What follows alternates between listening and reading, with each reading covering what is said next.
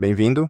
Neste vídeo, vou mostrar como configurar o Always On Display no seu smartphone Nothing Phone 3A Lite. Então, antes de tudo, vamos para as configurações abrindo o centro de controle e, em seguida, tocando no ícone de engrenagem para abrir o menu de configurações. Em configurações, selecione tela de bloqueio.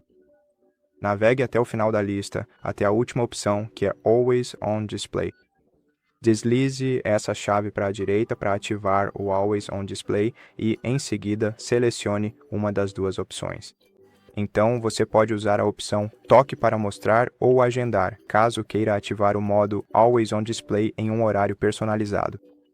Depois, selecione o horário de início para o Always On Display começar a funcionar e o horário para ele parar de funcionar.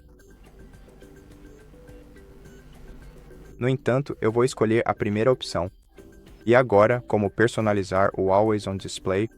Não há uma maneira direta de personalizar exclusivamente o modo Always On Display, então tudo o que podemos fazer é personalizar a nossa tela de bloqueio.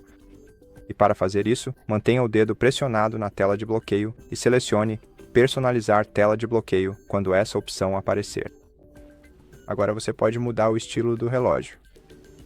Por exemplo, para este aqui, e adicionar alguns widgets na sua tela. Vamos adicionar o widget de bateria assim e também vamos adicionar talvez algumas manchetes. Você também pode expandir a área de widgets se quiser.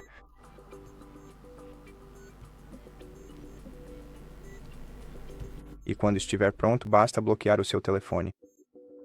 E como você pode ver, o estilo do seu Always On Display foi alterado. Então, basicamente, essa é a única maneira de configurar e personalizar o modo Always On Display no seu smartphone. Obrigado por assistir a este vídeo. Se você gostou, por favor, considere se inscrever no nosso canal, deixe um like e um comentário abaixo, e eu te vejo no próximo vídeo.